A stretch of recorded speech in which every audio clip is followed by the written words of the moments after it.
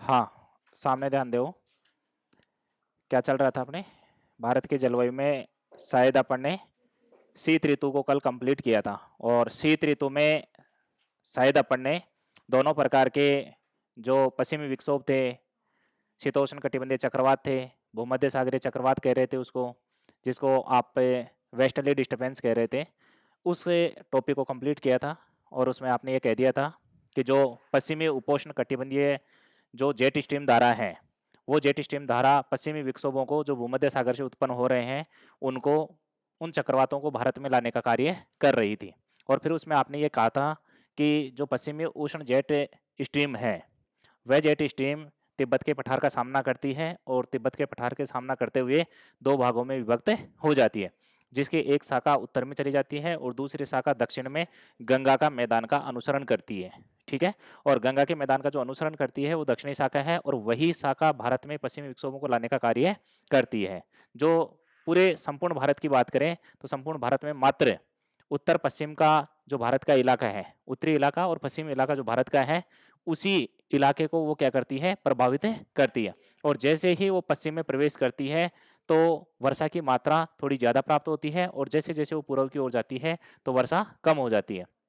फिर आपने ये कहा था कि ये जो सारी हवाएं हैं जो ऊपरी वायुमंडल में चलती हैं 7.5 किलोमीटर से 14 किलोमीटर के एरिया में, और इनकी स्पीड शीत ऋतु में आपने ये कहा कि 184 किलोमीटर प्रति घंटे की रफ्तार से चलती हैं।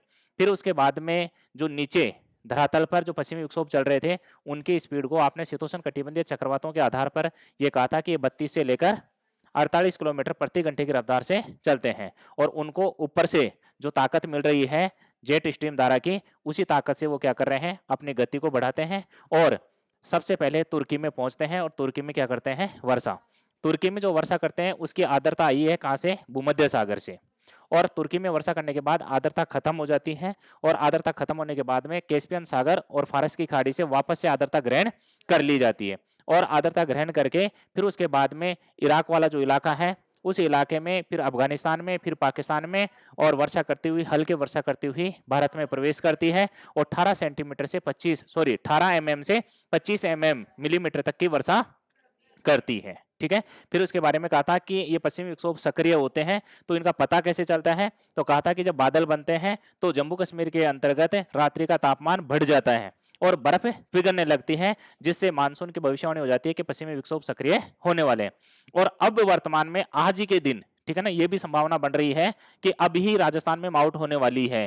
पूरी मानसून की भविष्यवाणी ये की गई है जो सेम टाइम है और उसी टाइम में अपन प्रैक्टिकली पढ़ भी रहे हैं। तो आपके लिए और भी बढ़िया है कि आपको कल अखबार में शायद मिल जाए कि माउंट राजस्थान में हुई है, कहीं ना कहीं इलाके में होने की पूरी संभावना है। फिर उसके बाद में अपने दूसरा जो ट्रम पढ़ा वो ट्रम था अपना शीतकालीन मानसून, जिसको उत्तरी पूर्वी मानसून भी कहते हैं और उसको रिटर्निंग मानसून भी कहते हैं। ठीक है। वो जो मानसून है वो उस मानसून की उत्पत्ति का कारण बताया जाता है कि उत्तर पश्चिम का जो भारत का इलाका है, जिसमें आप रेगिस्तानी इलाके को आप उसको, ठीक है ना, मुख्य रूप से आप उसको चिन्हित करें और वहां पर क्या होता है कि रेतीली बालू मिट्टी है। शीतकाल के अंतर्गत सूर्य की किरणें तिरछी पहुंचती हैं और वो बालू मिट्टी क्या रहती है, ठंडी। और आपने कहा भी है कि उसका स्वभाव कैसा रहता है, ठंडा, जल्दी से ठंडा और जल्दी से गर्म वाला स्वभाव रहता है, जिसके कारण वो ठंडा होने के कारण टेम्परेचर कम, तो वहां पर प्रेशर क्या होता है, ज्यादा। ऐसी स्थिति में हिंद महासागर के अंतर्गत जो अरब सागर और बंगाल की खाड़ी का भाग है, उसके अंतर्गत लो प्रेशर क्रिएट होता है। क्यों होता है, क्योंकि वहां तापमान क्या है, ज्यादा, और वायुदाब क्या हो जाएगा, कम, क्योंकि दोनों में विलोमानुपाती संबंध होता है। ऐसा करते हुए वहां से हवाएं उत्तर से दक्षिण की ओर चलना चाहती हैं, लेकिन कोरियलिस बल और पृथ्वी के घूर्णन के कारण जो उत्पन्न आभासी बल है, उस बल के कारण फेरल के नियम के अनुसार वो दक्षिण में ना चलकर ढाल प्रवणता का अनुसरण करती हुई उत्तर पूर्व से दक्षिण पश्चिम हो जाती हैं।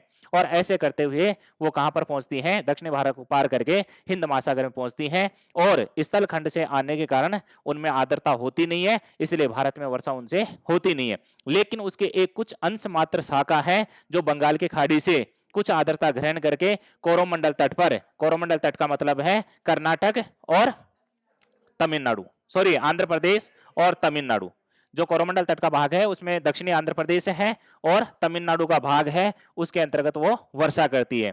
और इसी के साथ आपने कहा था कि केरल का कुछ भाग, दक्षिणी पूर्व का भाग और कर्नाटक का दक्षिणी पूर्व का भाग, उसमें भी थोड़ी बहुत क्या हो जाती है, वर्षा।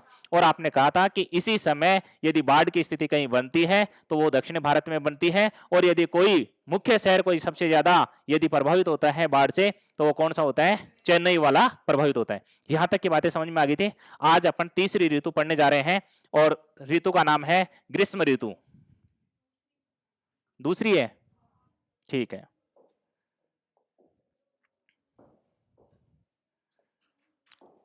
नंबर 2,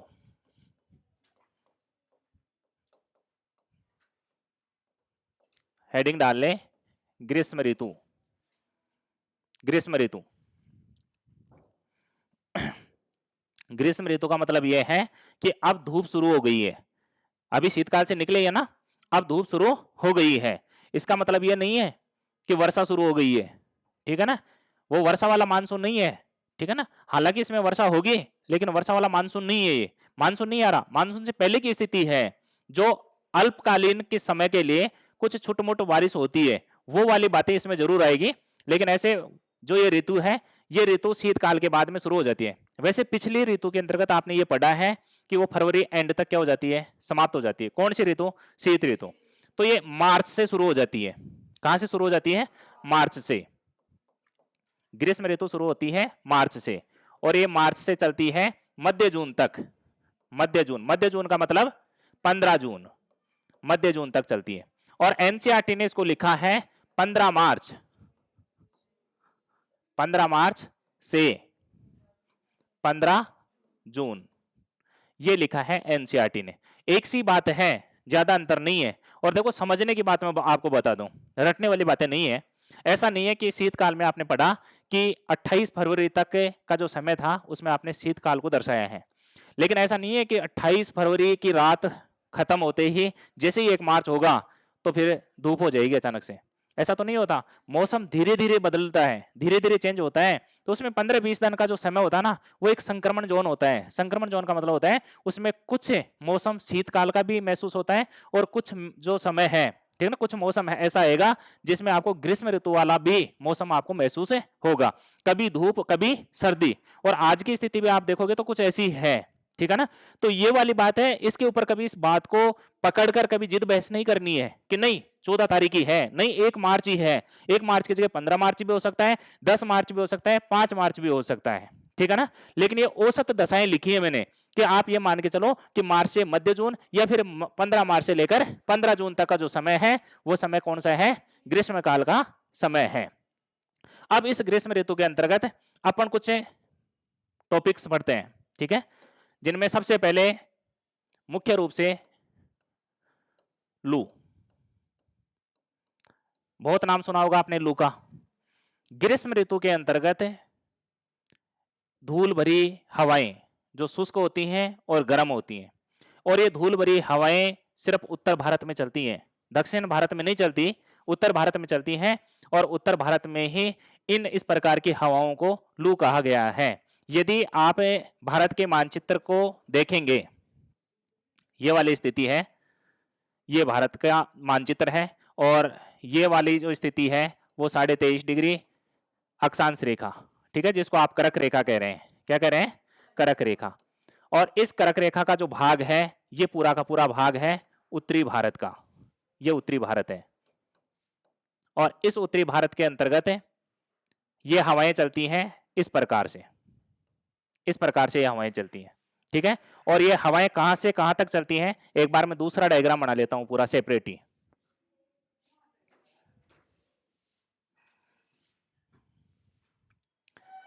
यहां पर एक जगह है जिसका नाम है पंजाब, पंजाब राज्य। और ये वाला जो भाग है, ये वाला भाग है, ये है राजस्थान। ये कौन है, राजस्थान। ये राजस्थान है और ये पंजाब है। और इस राजस्थान और इस पंजाब से यहां पर एक स्थान है जिसका नाम है पटना, और पटना राजधानी है बिहार की, ठीक है, ये बिहार का इलाका है। और फिर यहां पर एक पठार है, यहां पर एक क्या है, पठार। और इस पठार को आप नाम देते हैं छोटा नागपुर का पठार। यह है छोटा नागपुर का पठार। ये छोटा नागपुर का क्या है? पठार है। और यहां से राजस्थान से और पंजाब से, यहां पर है आपको पता है पूरा का पूरा रेगिस्तानी इलाका है, ठीक है, और बालू मिट्टी है। और ग्रीष्म ऋतु के अंतर्गत सबसे पहले कोई इलाका यदि तप्त होता है तो वो कौन सा होता है? ये, जिसको आप कल वाली ऋतु में भी पढ़ रहे थे, उत्तर और पश्चिम का इलाका। और यहां से राजस्थान और पंजाब से, यहां से हवाएं गंगा के मैदान का अनुसरण करते हुए उत्तरी भारत में पटना तक चलती हैं। और इन जो यहां से जो ये हवाएं चल रही हैं, इन हवाओं की मुख्य विशेषता होती है कि ये हवाएं होती हैं शुष्क। कैसी होती हैं? शुष्क हवाएं होती हैं। दूसरी विशेषता इनकी होती है कि ये गर्म होती हैं। कैसी होती हैं? गर्म। तीसरी विशेषता इनकी होती है कि इस समय ये जब चलती हैं तो ये धूल को लेकर चलती हैं। किसको लेकर चलती हैं? धूल की। अब देखो, ये जो धूल को लेकर चलती है ना, ये दोपहर से पहले नहीं लेकर चलेगी, ठीक है ना। ये भी एक महत्वपूर्ण विशेषता है। दोपहर के बाद में ही ये धूल को लेकर चलेगी। और आपने देखा हो तो आप कहते हैं ना कई बार आंधी वाला मौसम हो गया, ठीक है ना, और वायुमंडल में पूर्ण तरीके से रेत के जो कण हैं वो आपको कभी सुबह सुबह मॉर्निंग में 12 बजे 1 बजे पहले कभी दिखे थे क्या? ग्रीष्म ऋतु में नहीं देखे होंगे। वो दोपहर बाद में जाते जाते, क्यों? क्योंकि धरातल मॉर्निंग के टाइम में धरातल गर्म होने ही लगता है। और वो पीक पर कब पहुंचता है? 12 बजे 1 बजे के बाद में। और अंतिम तौर से यदि कोई चरम अवस्था प्राप्त करता है तो वो 3 बजे का मौसम होता है। कितने बजे का होता है? 3 बजे का। तो दोपहर बाद में वो क्या कर लेती हैं? धूल को ग्रहण कर लेती हैं। ध्यान रखना, दोपहर से पहले वो शुष्क रहती हैं, गर्म रहती हैं, और बाद में किसको शामिल कर लेती हैं? धूल को। और कहां से चलती हैं? राजस्थान और पंजाब से। और उत्तरी भारत में गंगा के मैदान का अनुसरण करते हुए पटना तक आएगी। और ध्यान रखना कि आपसे पूछ ले कि इसकी प्रवृत्ति कहां से कहां तक होती है चलने की, तो यहां से उत्तर पश्चिम या तो इलाका बोल दे। क्षेत्र का मतलब होता है कोई ना कोई इलाका, ठीक है ना। और वो इलाका है राजस्थान, या तो उत्तर पश्चिम बोलेगा या फिर राजस्थान या पंजाब। और कहां तक चलेगी? पटना। इसका मतलब है कि लू का प्रभाव पटना तक रहेगा। दक्षिण भारत में इससे संबंधित कोई बात नहीं आएगी, लू से संबंधित कोई बात नहीं आएगी। मैंने कहा था कि यहाँ स्पष्ट ऋतु नहीं होती है। यहाँ शीतकाल के तापमान में और ग्रीष्म काल के तापमान में कोई अंतर नहीं आता, ठीक है ना। 1-2 डिग्री सेंटीग्रेड का अंतर आता है जो यहाँ के लोगों को महसूस भी नहीं होता। यहां तक, अब यहां तक बात पहुंच गई। अब यहां बात पहुंचने के बाद में ये छोटा नागपुर का पठार है। और यहां पर ये जो इलाका है, ये वाला इलाका, ये है पश्चिम बंगाल का। किसका है? पश्चिम बंगाल का इलाका। और पश्चिम बंगाल का जो इलाका है, वो पश्चिम बंगाल का इलाका लग किससे रहा है? बंगाल की खाड़ी से। ये बंगाल की खाड़ी है, ये बंगाल की खाड़ी है। और बंगाल की खाड़ी में क्या है? जल संसाधन। और जल संसाधन का मतलब है कि तटीय जो इलाके हैं वो समकारी जलवायु या समुद्री प्रभाव में रहते हैं। और ये जो छोटा नागपुर का पठार है, ये भी किसके प्रभाव में रहेगा? इसी के प्रभाव में, ठीक है ना। बंगाल की खाड़ी के आर्द्रता के प्रभाव में रहेगा। और आर्द्रता युक्त पवनें यहां पर मौजूद रहेगी। कहां पर? छोटा नागपुर के पठार। छोटा नागपुर का पठार झारखंड में है। और झारखंड के लगते ही क्या है? पश्चिम बंगाल। तो पश्चिम बंगाल तो पूरा समुद्र से टच हो गया, तो उसका असर किस में आएगा? झारखंड में भी तो आएगा ना, क्योंकि तट से जैसे जैसे दूर जाएंगे आर्द्रता जरूर कम हो जाएगी। लेकिन आर्द्रता तो है, लेकिन यहां आर्द्रता थोड़ी है। यहां आर्द्रता नहीं है। कहां तक नहीं है? पटना तक आर्द्रता नहीं है। लेकिन यहां छोटा नागपुर के पठार में आर्द्रता है। और यहां बंगाल की खाड़ी से हवाएं चलती हैं। बंगाल की खाड़ी से हवाएं, और बंगाल की खाड़ी से हवाएं कहां चलती हैं? छोटा नागपुर के पठार पर। और छोटा नागपुर के पठार पर उसके बाद में जो हवाएं आती है पटना से, वो हवाएं लू वाली हवाएं, जो कैसी हैं? शुष्क, गर्म और धूल भरी हवाएं हैं। इन दोनों की टकराट होती है छोटा नागपुर के पठार पर। ये इनका मिलन स्थान है, ठीक है। और यहां पर जैसे ये टकराती हैं, टकराते ही आपको पता है विपरीत स्वभाव की हवाएं हो गई। ये तो हो गई आर्द्र और उष्ण। उष्ण तो ये भी है, लेकिन ये आर्द्रता युक्त है। लेकिन ये कैसी है? शुष्क। अलग अलग स्वभाव की जब दोनों हवाएं मिलती हैं तो दोनों के आपस में बढ़ती नहीं है। और बढ़ती नहीं है तो घमासान युद्ध होता है, जिसको आप कहते हैं चक्रवात। जिसको क्या कहते हैं? चक्रवात। और यहां पर चक्रवात उत्पन्न हो जाते हैं। और चक्रवात उत्पन्न होने का मतलब है कि दोनों लड़ेंगे और दोनों एक दूसरे के ऊपर आने की कोशिश करेंगे। और हवाएं स्वहन के रूप में क्या होगी? ऊपर उठेगी। और ऊपर उठेगी तो आपको यह पता है कि 165 डिग्री सेंटीग्रेड के 165 मीटर की दूरी पर 1 डिग्री सेंटीग्रेड तापमान क्या हो जाएगा? कम हो जाएगा। और ऊपरी वायुमंडल में जाते जाते वो क्या होने लगेगी? धीरे धीरे टेम्परेचर लो होने की वजह से संघनित होगी। और संघनित होगी तो क्या बनेंगे, बादल बनेंगे, और बादल बनेंगे तो धीरे धीरे क्या होगी, वर्षा, और यहां पर क्या हो जाएगी, वर्षा प्राप्त हो जाएगी। कहां पर है, छोटा नागपुर के पठार पर। और कहां पर है, पश्चिम बंगाल में। और पश्चिम बंगाल में चक्रवातीय वर्षा होगी, जिसको चक्रवातीय तूफान की वर्षा भी कह देते हैं। ठीक है, और ये वर्षा कहां हुई है, पश्चिम बंगाल में, और झारखंड के छोटा नागपुर के पठार में। पश्चिम बंगाल में जब ये वर्षा होती है तो इस समय अपना जो हिंदी माह का, ठीक है ना, समय होता है, वो होता है बैसाख का महीना। बैसाख कब होती है, बैसाख। और बैसाख के महीने में चक्रवाती जब तूफान आते हैं, वर्षा होती है, तो यहाँ के लोग, पश्चिम बंगाल के लोग, इस वर्षा को, चक्रवाती तूफान से होने वाली वर्षा को काल बैसाखी कहते हैं। क्या कहते हैं, काल बैसाखी, काल बैसाखी कहते हैं। काल का मतलब होता है विनाश, ठीक है ना, और बैसाखी का मतलब है बैसाख के महीने में होने वाली वर्षा, काल बैसाखी का नाम दिया जाता है। ये बात हो गई कहां की, पश्चिम बंगाल की, ठीक है ना। तो काल बैसाखी की अपन ने बात कर ली। तो पहली बात तो अपन ने की है लू की, लू आपके समझ में आ गई। दूसरी बात की है अपन ने, दूसरे टर्म की बात की है बैसाख के महीने में चलने वाली काल बैसाखी, ठीक है, काल बैसाखी। और तीसरी बात करेंगे अपन, यहां पर जैसे ही पश्चिम बंगाल से अपन थोड़ा सा दूर जाएंगे, ठीक है ना, तो ये बीच का एरिया तो छोड़ दो, और यहां थोड़ा सा इलाका है, ये वाला इलाका, ठीक है ना, बंगाल मत समझना, ये वाला जो इलाका है, ये इलाका है असम का। किसका इलाका है, असम। यहां पर असम राज्य है, और असम राज्य में भी इन चक्रवातीय तूफानों से वर्षा होती है। इन चक्रवातीय तूफानों से क्या होती है, वर्षा।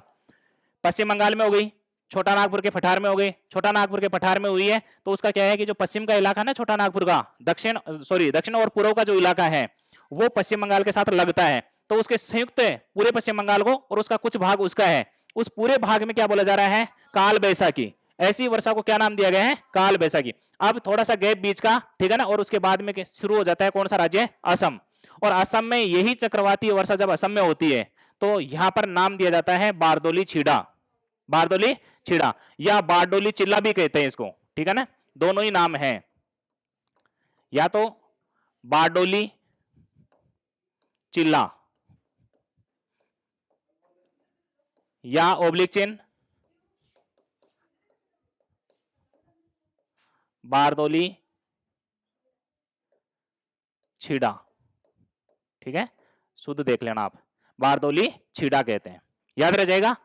बारदोली छीड़ा चक्रवाती है, या जो यहां पर वर्षा हुई है लू के टकराने से और उष्ण आर्द्र पवनों से, तो उसका नाम कहां दिया गया है, असम में। बस यही क्वेश्चन है, मोस्ट इंपोर्टेंट क्वेश्चन यही है कि असम में चक्रवाती जो तूफान वाली वर्षा हुई है उसका नाम बारदोली छीड़ा या बारडोली चिल्ला, एक ही बात है, शब्द का अंतर है, ठीक है ना, इंग्लिश टर्म का अंतर आ जाएगा, इसलिए थोड़ा दोनों का ध्यान रखना, बारडोली चिल्ला भी एक ही बात है और बारदोली छीड़ा भी एक ही बात है। तो ये बात हो गई बारडोली चिल्ला और बारदोली छीड़ा की। फिर उसके बाद बात आती है चौथा जो टर्म है, ये तो सारी घटनाएं हुई हैं उत्तर पूर्व, ये उत्तर पूर्व और पूरे उत्तरी भारत की। अब दक्षिणी भारत में भी कुछ ऐसी घटनाएं घटित होती हैं। ये वाला इलाका है दक्षिण भारत का, और इस इलाके के अंतर्गत है ये वाला भाग है केरल का। कहां से नीचे, गोवा से जस्ट नीचे ये केरल है, और सॉरी ये वाला भाग है कर्नाटक का, ये भाग है केरल का। और इस पूरे इलाके में ये जो पूरा इलाका है ये पश्चिमी घाट का कौन सा इलाका है, तटीय इलाका, ठीक है ना, जिसको आप मालाबार तट कहते हैं। और मालाबार तट में यहां पर एक राज्य तो आता है केरल और दूसरा राज्य आता है कर्नाटक, ये, ठीक है ना, नीचे फिर तमिलनाडु आ जाता है, उसकी कोई बात नहीं कर रहे अपन। इन इलाकों के अंतर्गत इसी ऋतु के अंतर्गत, ठीक है ना, इसी ऋतु के अंतर्गत यहां पर सबसे पहले जो वर्षा होती है वो वर्षा होती है प्री मानसून वाली, प्री मानसून, प्री मानसून की वर्षा होती है। प्री मानसून का मतलब है अभी मानसून नहीं आया है, जो वर्षा होती है ना अपने, वो तो जून जुलाई में होती है, 15 जून के बाद में जो वर्षा ऋतु में पड़ेंगे। अभी वर्षा ऋतु स्टार्ट होने से पहले कुछ वर्षा होती है यहाँ तटीय इलाकों में, ठीक है ना, और वो स्थानीय चक्रवातों के कारण होती है, जो कहां पर है, हिंद महासागर में बनते हैं, और वो तटीय इलाकों में वर्षा करते हैं। और तटीय इलाकों में भी दक्षिण भारत में कहां वर्षा कर रहे हैं, सिर्फ केरल और कर्नाटक। और यदि आप इस तट का नाम लिखो तो ये तट कौन सा है, मालाबार तट, मालाबार तट। और यहां पर बारिश होती है प्री मानसून से। किससे? प्री मानसून से। और प्री मानसून से वर्षा होने का कारण क्या था? क्योंकि यहां पर क्या है? हाई प्रेशर, और यहां पर थोड़ा सा क्या बन गया? Low pressure. इसलिए स्थानीय जो चक्रवात है वो कहां चलते हैं? इस तट की ओर चलते हैं, तट से टकराकर क्या करते हैं? वर्षात करते हैं। ठीक है, तो यहां पर जो वर्षात होती है प्री मानसून से केरल और कर्नाटक में, इस वर्षा का नाम दिया गया है आम्र वर्षा। क्या नाम दिया गया है? आम्र वर्षा। आम्र वर्षा, ये चौथा टर्म है। और आम्र वर्षा को मैंगो, ठीक है ना, मैंगो रेन या मैंगो वर्षा, आम वाली वर्षा ऐसे भी कह देते हैं। कई बार इंग्लिश टर्म में भी लिखा जा सकता है। वैसे लिखा ऐसे जाता है इंग्लिश टर्म में तो मैंगो सावर, मैंगो सावर, आम्र वर्षा। आम्र वर्षा का मतलब ये नहीं है कि ऊपर से आम गिर रहे हैं धड़ाधड़, ठीक है ना। इसका मतलब यह है कि अप्रैल और मई के महीने में आपको पता हो तो आम पकना शुरू हो जाते हैं और मार्केट में भी उतर जाते हैं और आपको प्राप्त भी हो जाते हैं। और अप्रैल के महीने में ही, क्योंकि जून के अंतर्गत तो क्या है? मानसून आ जाता है, तो जून से पहले अप्रैल का महीना, ठीक है ना, और मई का महीना, और अप्रैल और मई के महीने में यह घटना होती है यहाँ। और यहाँ जो आम के, ठीक है ना, बागान है, उनके जो फल लगे हुए हैं आम के तौर पे, वो जल्दी से पक जाते हैं। और जल्दी से पकने के कारण ही इनका नाम क्या पड़ा इस वर्षा का? आम्र वर्षा। ठीक है ना, ऐसा है इसका मतलब है। आम की कोई वर्षा नहीं हो रही है, आप बर्तन लेके बाहर निकल जाओ, ठीक है ना, कि ये भर जाए। इसके बाद में यहीं पे केरल और कर्नाटक में इसी प्री मानसून से वर्षा होती है। और प्री मानसून से वर्षा होती है तो यहां पर कॉफी के बागान लगे हुए हैं, ठीक है ना।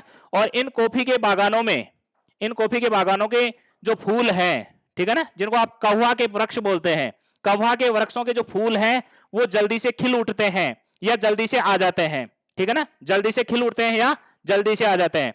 तो ऐसी स्थिति के कारण इसका एक नाम और दिया गया है और सेम क्षेत्र है, क्या?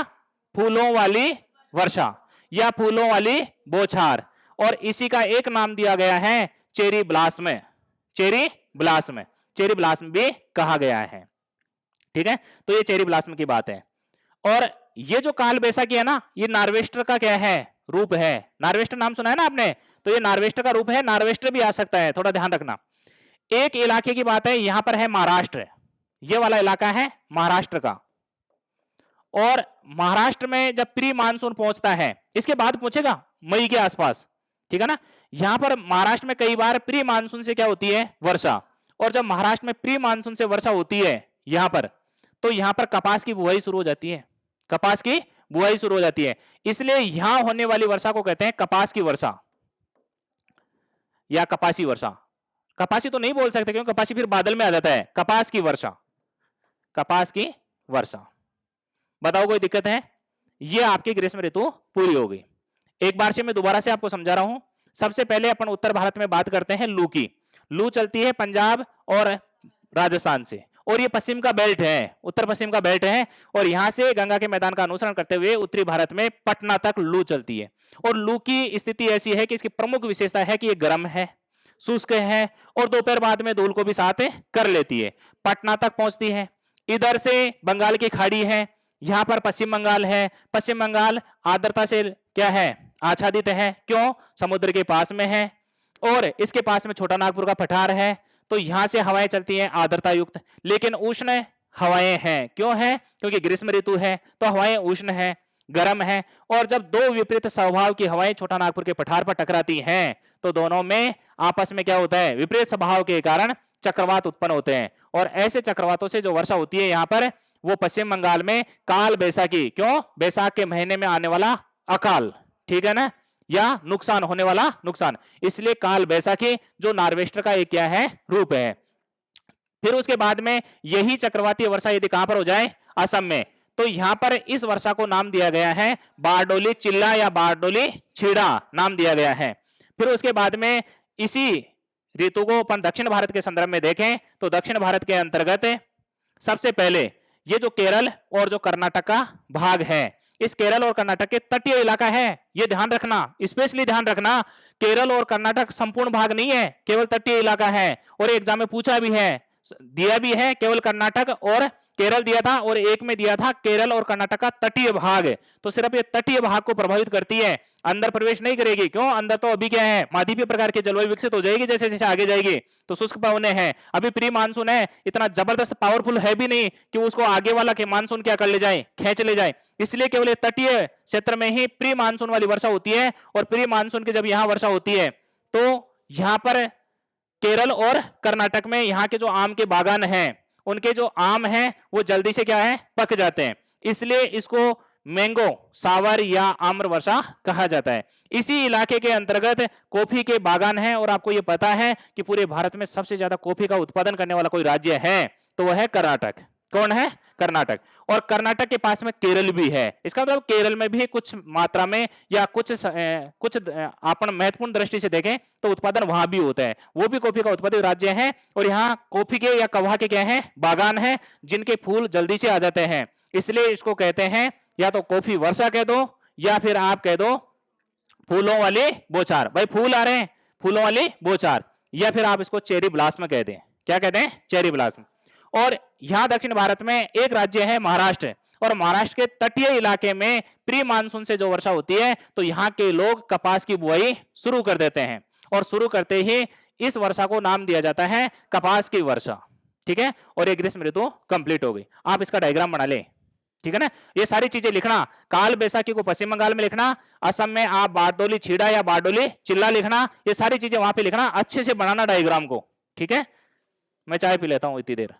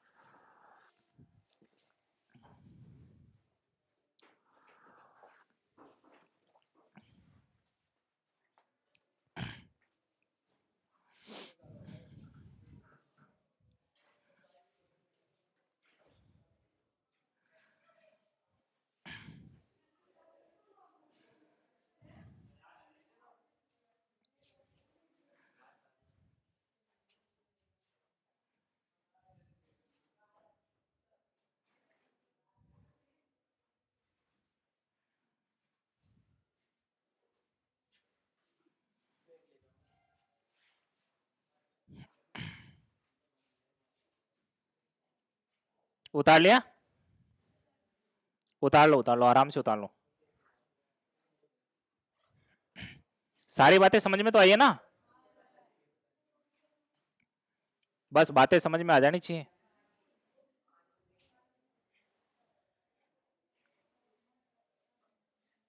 जो वर्षा का नाम दिया गया है उस वर्षा के नाम को उसी जगह पे लिखना, तो वो मानचित्र से मैप से थोड़ा अच्छा तैयार हो जाता है, भूलने की संभावना कम रहती है।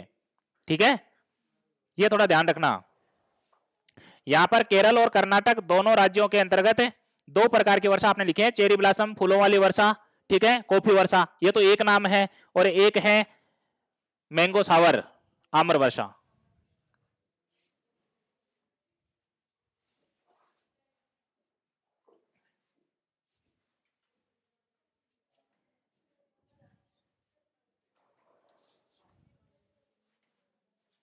देखो भूगोल में मानचित्र का ही काम रहेगा, भूगोल चलता ही मानचित्र पे है। ठीक है ना? तो आप ये नहीं देखें कि सर प्रत्येक हेडिंग में ही मानचित्र बनाना पड़ रहा है, थोड़ा आसान काम हो जाता है याद करने की दृष्टि से।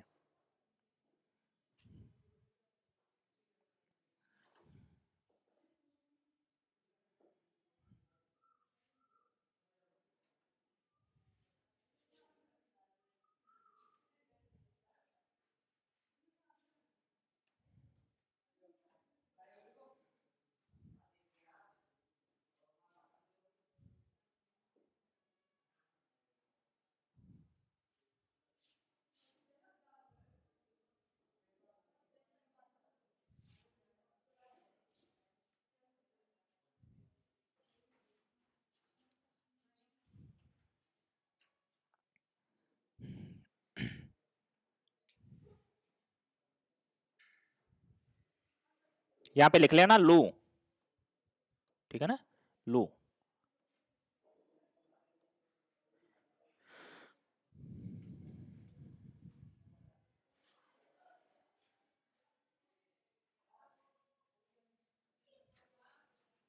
बना लिया होगा,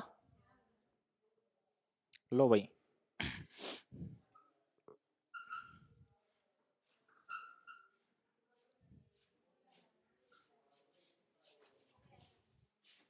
हो गया।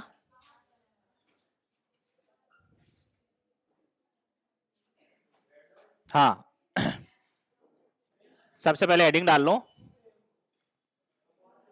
आपने हेडिंग डाली होगी ग्रीष्म ऋतु, डाल ली, और ग्रीष्म ऋतु का समय थोड़ी लिखा है, समय लिख लो मार्च से मध्य जून, मार्च से मध्य जून। कोई बात नहीं, नीचे जगह नहीं है तो नीचे लिख लो समय, ऐसे हेडिंग डाल लिया करो समय, ठीक है ना, ऋतु का समय ऐसे लिख के और नीचे लिख लो, डायग्राम से नीचे लिख लो मार्च से मध्य जून, या 15 मार्च से 15 जून। और इसमें पहली हेडिंग डाल लें लू,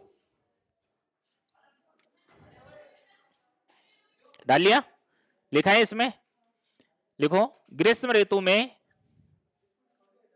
ग्रीष्म ऋतु में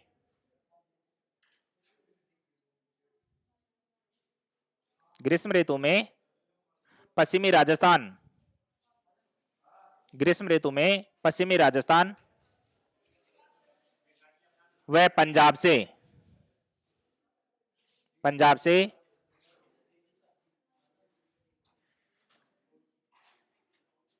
उत्तरी भारत में, उत्तरी भारत में, उत्तरी भारत में पूर्व की ओर, उत्तरी भारत में पूर्व की ओर, उत्तरी भारत में पूर्व की ओर,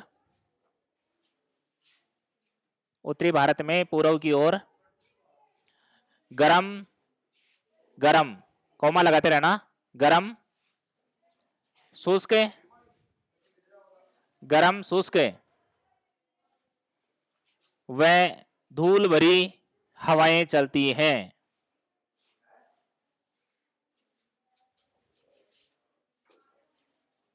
धूल भरी हवाएं चलती हैं,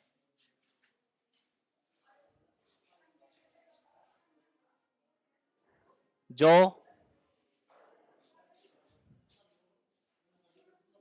पटना बिहार तक चलती हैं, पटना बिहार तक चलती हैं।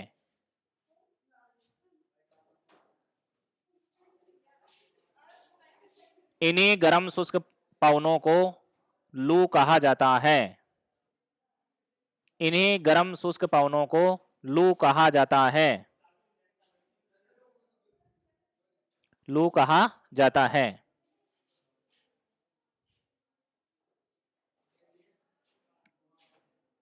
लू कहा जाता है,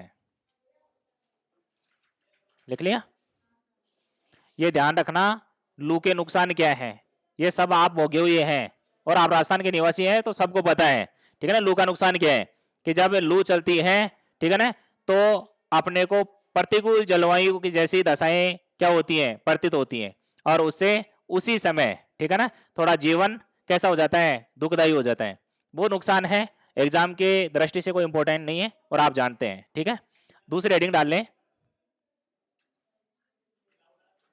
दूसरी हेडिंग डाल लें काल बैसाखी, काल बैसाखी, काल बैसाखी,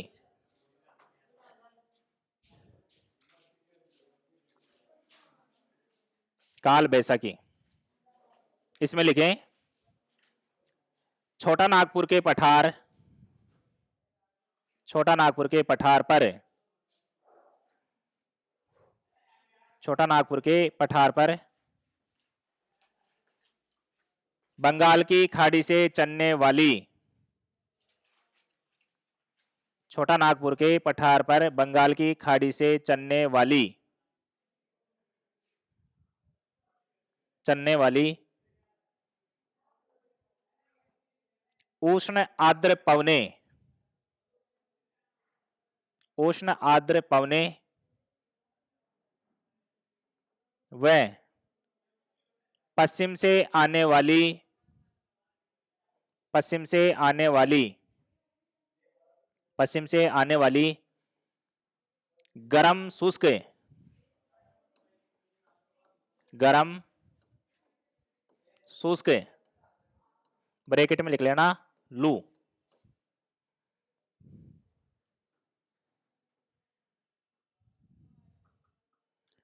लू, दोनों विपरीत स्वभाव की, दोनों विपरीत स्वभाव की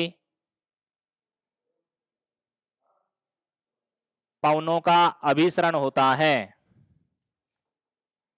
विपरीत स्वभाव की पवनों का अभिसरण होता है, अभिसरण होता है, जिससे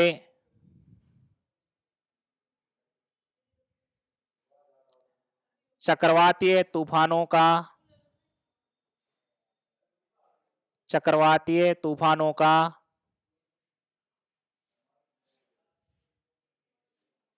चक्रवातीय तूफानों का आविर्भाव, आविर्भाव, आविर्भाव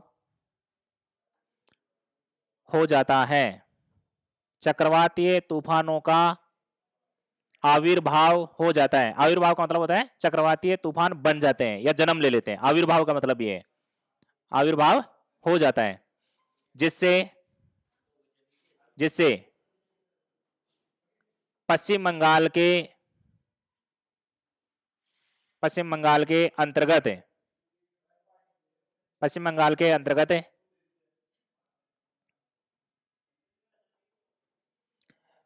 बैसाख माह में,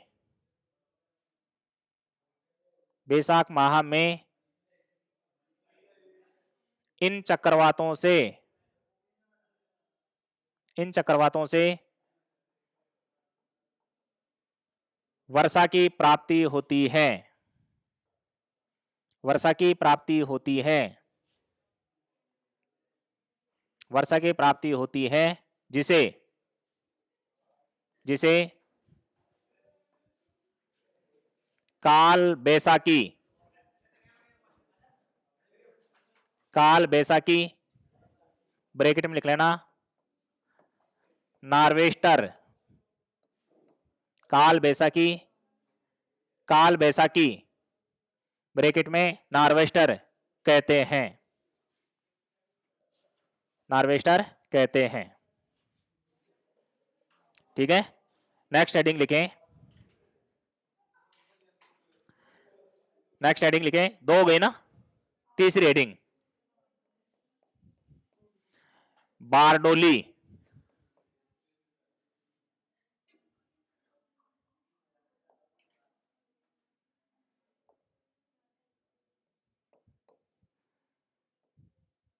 बारडोली चिल्ला, ऐसे लिखें बारडोली चिल्ला ओब्लिक चिन्ह, बारडोली छीड़ा, बारडोली चिल्ला या बारडोली छीड़ा, लिख लिया, हेडिंग डाल ली।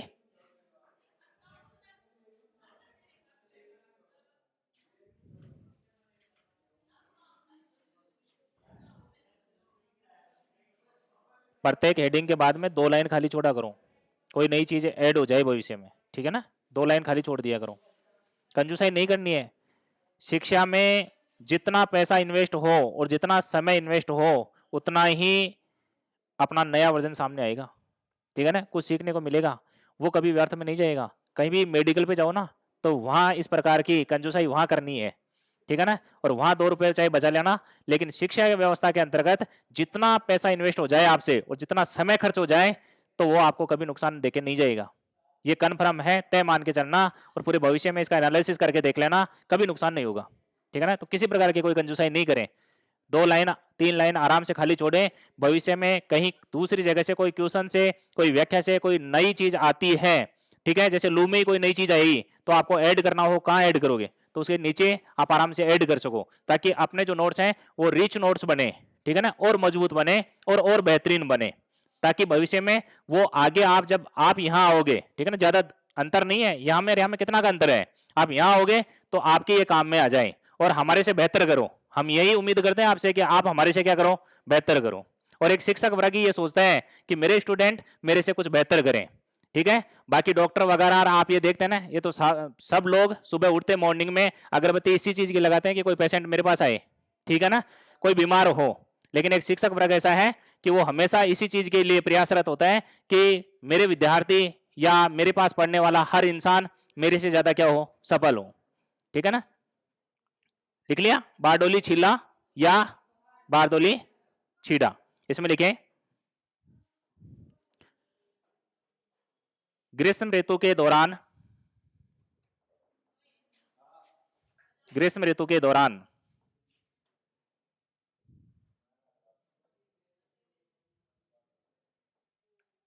चक्रवातीय तूफानों से, चक्रवातीय तूफानों से, चक्रवातीय तूफानों से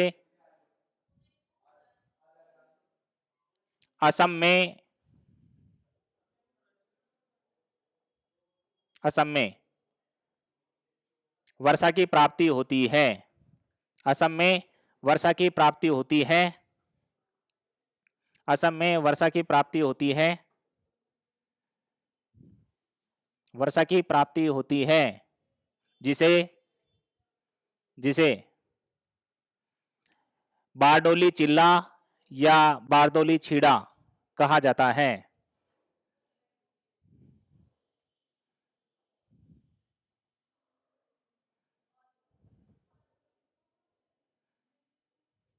बारदोली छीड़ा कहा जाता है। तीसरी हेडिंग डालें, चौथी हेडिंग है ना, चौथी हेडिंग डालें मैंगो सावर, मैंगो सावर, मैंगो सावर, ऑब्लिक चिन्ह आम्र वर्षा, मैंगो सावर या आम्र वर्षा, मैंगो सावर या आम्र वर्षा।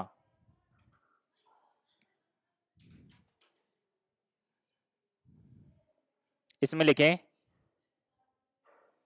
दक्षिण भारत में, दक्षिण भारत में, दक्षिण भारत में केरल व कर्नाटक, केरल व कर्नाटक के,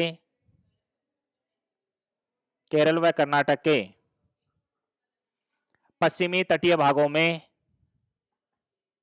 पश्चिमी तटीय भागों में, पश्चिमी तटीय भागों में, पश्चिमी तटीय भागों में प्री मानसून से, प्री मानसून से, प्री मानसून से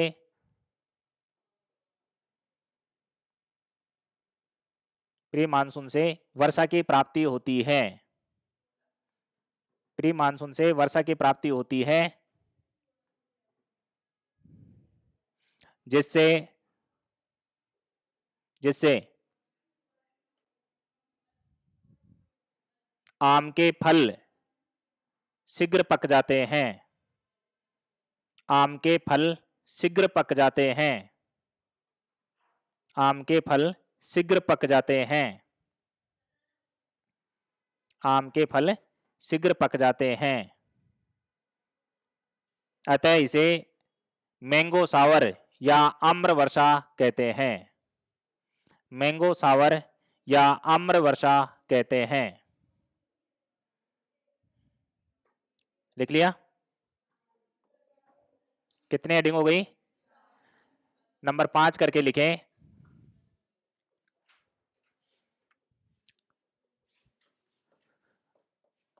फूलों वाली वर्षा, या फूलों की बौछार भी कर सकते हैं, फूलों वाली वर्षा या फूलों की बौछार भी कर सकते हैं, ध्यान रखना एक ही बात है, फूलों वाली वर्षा। इसे आप कॉफी वर्षा भी कर सकते हैं,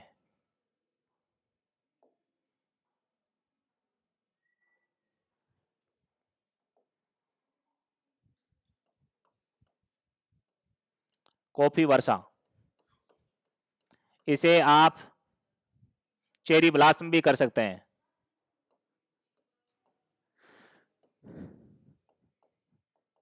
चेरी ब्लॉसम, चेरी ब्लॉसम।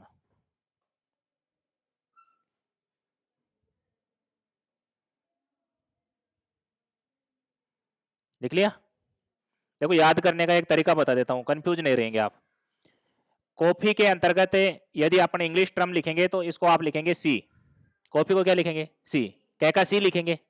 और चेरी ब्लॉसम में चे को भी आप क्या लिखेंगे? सी लिखेंगे। ठीक है। और ये जो फूल है, कॉफी के फूल आएंगे तो ये फूलों वाली क्या हो जाएगी? वर्षा। और इस सी से और इस सी से अपन राज्य बनाए तो सी पर जो राज्य आएगा वो आएगा कर्नाटक। और कर्नाटक में सबसे ज्यादा क्या होती है? कॉफी। ठीक है। तो फिर कर्नाटक में होने वाली वर्षा से कॉफी के फूल सबसे ज्यादा खिलेंगे कहां पर? कर्नाटक में। तो कर्नाटक में होने वाली जो प्री मानसून की वर्षा है उसको ही आप क्या कहेंगे? कॉफी वर्षा, चेरी ब्लॉसम या फूलों वाली वर्षा। ध्यान रखना सी का प्रयोग हुआ है। ठीक है ना? 3 बार प्रयोग हुआ है। राज्य में भी सी है तो फिर वर्षा के नाम में भी क्या है? सी है। अब कंफ्यूज नहीं रहेंगे ना आप? लिखें। हेडिंग डाल लिया आपने? इसमें लिखें ग्रीष्म ऋतु में, ग्रीष्म ऋतु में, ग्रीष्म ऋतु में केरल व कर्नाटक, केरल व कर्नाटक में, कर्नाटक में प्री मानसून से, प्री मानसून से, प्री मानसून से वर्षा की प्राप्ति होती है। प्री मानसून से वर्षा की प्राप्ति होती है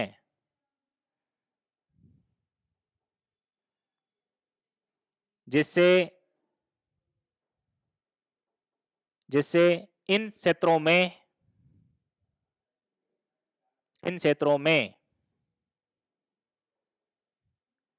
कॉफी के बागानों में फूल, कॉफी के बागानों में फूल, कॉफी के बागानों को कौवा के बागान भी कहते हैं। ब्रैकेट में कौवा के बागान भी कर लो। आज तो हाँ कर रहे हो लेकिन भविष्य में सर आपने लिखा या नहीं था, बताया नहीं था कि कौवा कॉफी होता है। कौवा के बागान भी कर लो ब्रैकेट में। ठीक है ना? बागानों में फूल जल्दी ही खिल जाते हैं, जल्दी ही खिल जाते हैं, जल्दी ही खिल जाते हैं। अतः इस वर्षा को, अतः इस वर्षा को, इस वर्षा को फूलों वाली वर्षा, फूलों वाली वर्षा, कॉफी वर्षा या चेरी ब्लॉसम कहा जाता है। चेरी ब्लॉसम कहा जाता है, चेरी ब्लॉसम कहा जाता है, चेरी ब्लॉसम कहा जाता है, चेरी ब्लॉसम कहा जाता है। हो गया? नेक्स्ट लिखें, नेक्स्ट हेडिंग डाल के लिखें 6 नंबर पे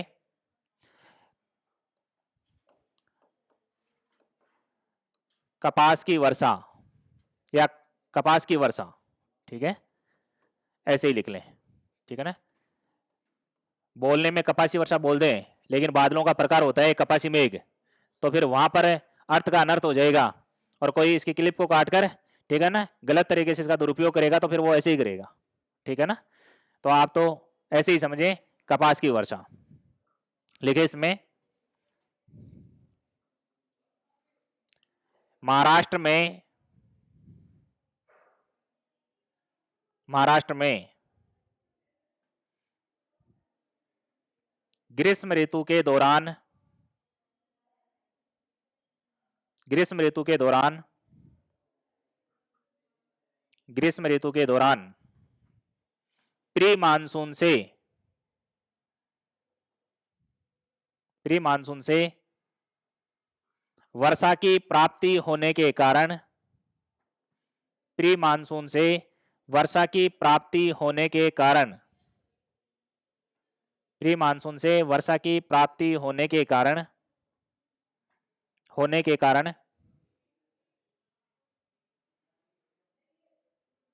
कपास की बुआई प्रारंभ हो जाती है। कपास की बुआई या जुताई भी लिख सकते हैं। कपास की बुआई प्रारंभ हो जाती है, प्रारंभ हो जाती है, कपास की बुआई प्रारंभ हो जाती है। अतः इस वर्षा को कपास की वर्षा भी कहते हैं। अतः इस वर्षा को कपास की वर्षा भी कहते हैं।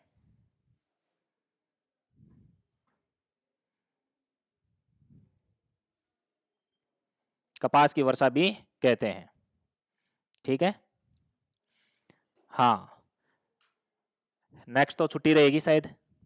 ठीक है, 2 दिन का मकर संक्रांति का त्योहार है और उसकी छुट्टी रहेगी और 2 दिन के बाद में आप पुनः लौटोगे। तो सबसे पहले तो आपको मकर संक्रांति की, आपको, आस पड़ोसियों को, दोस्तों को, ठीक है, आपके ज़्यादा चाहने वाले, ठीक है ना, उनको और रिश्तेदारों सहित, ठीक है ना, परिवार सहित मकर संक्रांति के त्योहार की हार्दिक शुभकामनाएं प्रेषित करता हूं। ठीक है, और इसके बाद ये जो मकर संक्रांति का त्योहार है, ठीक है ना, इसको थोड़ा सा आप अपने कैरियर में समझने का प्रयास करना। जो सबसे मेन कार्य होता है एंजॉयमेंट का इस त्योहार पे, वो होता है पतंगबाजी। ठीक है ना, और पतंगबाजी में आप देखते हैं कि एक पतंग, ठीक है ना, कितना ऊंचा जाता है, कितना ऊंचा जाता है, लेकिन आपको भी उतना ही ऊंचा जाना है।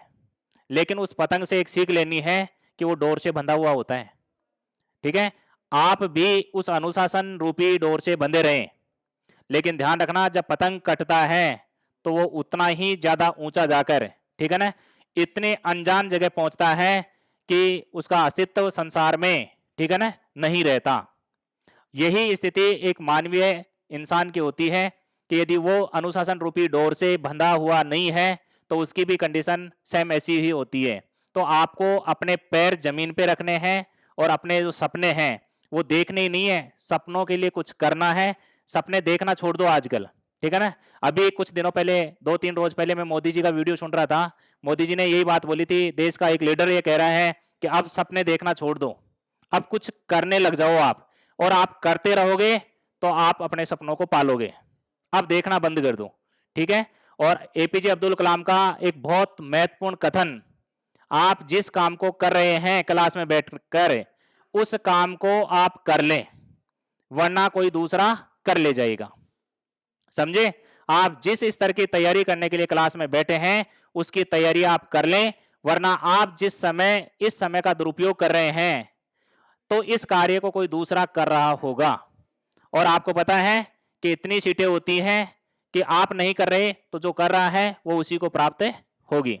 और मैं इस बात को अच्छी तरीके से मानता हूं कि मां सरस्वती कभी अपने ऊपर ऋण नहीं रखती है। इस जीवन में इस चीज का ध्यान रखना, चाहे समय अधिक लग जाए, चाहे समय अधिक लग जाए, लेकिन मां सरस्वती अपना ऋण चुका के रहेगी। आपको सफलता देर सवेर मिलेगी और जिस योग्य आप होते हैं वही आपको पोस्ट मिलती है, वही सफलता मिलती है। कई बार सोचते हैं 3rd ग्रेड में नहीं हुआ, 2nd ग्रेड में नहीं हुआ, बहुत जबरदस्त तैयारी की थी, नेट नहीं हुई, जेआरएफ नहीं हुई, लैब असिस्टेंट नहीं हुआ, लेकिन अचानक से जिस योग्य आपको भगवान ने देखा है, ठीक है ना, उसकी जो दूरदृष्टि आपके ऊपर है कि ये इस योग्य है और इस योग्य पहुंचना चाहिए, तब आपको वो 3rd ग्रेड 2nd ग्रेड में असफलता ही हाथ लगवाता है। और आप उस मुकाम पर तब पहुंचेंगे जब आप असफल हो जाएंगे, क्योंकि आप यदि वहीं पे सफल हो जाते तो आप आगे की तैयारी शायद रोक सकते थे। इसलिए हमेशा ध्यान रखना और पॉजिटिविटी इस चीज की बनाए रखना, क्या कि मैं यदि असफल हो रहा हूं तो हो सकता है मेरे भाग्य में कोई इससे बढ़िया, ठीक है ना, सफलता मेरे भाग्य में लिखी हुई है और मैं उसको प्राप्त करने जा रहा हूं।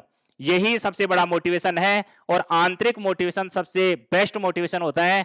और यदि अंदर से कोई मोटिवेशन आ रहा है तो समझो दुनिया की कोई ताकत आपको रोक नहीं सकती। और समय का सदुपयोग और अनुशासन से निरंतर यदि कोई 4 घंटे 5 घंटे भी डेली स्टडी करता है, वो अपनी सफलता जरूर अर्जित करता है। ये मैंने मेरे जीवन में एनालिसिस किया है और मैंने खुद के ऊपर इन सारी चीजों का प्रैक्टिकली करके, ठीक है ना, पूरा का पूरा और फिर आपके सामने ये अनुभव साझा किए हैं। आप भी ध्यान रखना, सारी बातें जीवन में 2 साल की मेहनत और 100 साल की मौज बराबर होती है। आप 2 साल मेहनत कर लो और 100 साल की मौज ले लो, बराबर हैं। इसका मतलब है कि आपको 98 साल यदि आपको क्या करना है, आनंद और यदि आपको एंजॉयमेंट करना है, जीवन को सही ढंग से गुजारना है, तो आपको फिर 2 साल तो कड़ी तपस्या करनी पड़ेगी, तब जाके ये चीजें आपको हासिल होगी। आने वाले समय में बहुत से रूल्स और रेगुलेशन नई सरकारों के द्वारा सारी वैकेंसियों में लागू होने वाले हैं। आपके पास अंतिम अवसर है, आप इस समय का सदुपयोग करें। इस मकर संक्रांति के ऊपर मेरा यही आपको संदेश है, आप सारी बातों को छोड़ें। सबके लिए जो आप समय दे रहे हैं, दोस्तों को, रिश्तेदारों को, उनको सबको छोड़ें और अपने खुद के लिए जीना शुरू कर दें। और दूसरों के आकांक्षाओं पर कभी खरा उतरने का प्रयास नहीं करें। दूसरे की अपेक्षाएं आपसे इतनी ज्यादा होती हैं कि कभी आप उनको पूरा नहीं कर पाओगे। कोई मेरे बारे में क्या सोच रहा है, क्या नहीं सोच रहा, ये सारी बातें, ठीक है ना, उनको दरकिनार कर दो, क्योंकि आप स्वयं अपने लिए जी रहे हैं, उनके लिए नहीं जी रहे। आप उनकी आकांक्षाओं के ऊपर कभी खरा उतर ही नहीं सकते, ये मेरी गारंटी है। यदि आप उतरने की कोशिश करोगे, आपका जो जीवन है वो बर्बाद हो जाएगा। ऐसा आप अपने सपनों के लिए जीना है। मैं क्या कर रहा हूं, बस इस चीज का ख्याल रखें। दुनिया मेरे बारे में क्या सोच रही है, आपको ध्यान नहीं देना है। और एकजुट होकर एक बंद कमरे में, ठीक है ना, अपनी कॉपी किताबों के सामने चारों ओर यदि आपकी किताबें किताबें हो और उस एनवायरनमेंट में यदि आप रहते हैं और स्टडी करते हैं, तो जरूर आपको सफलता मिलेगी। और आपको यही पॉजिटिविटी के साथ 2024 में मैं चाहता हूं कि आप अपने लक्ष्य और जो आपके उद्देश्य और आपके सपने हैं उनको साकार करें, उनको प्राप्त करें। मेरी अग्रिम शुभकामनाएं और मकर संक्रांति की दोबारा से आपके परिवार सहित आपको शुभकामनाएं प्रेषित करता हूं। धन्यवाद।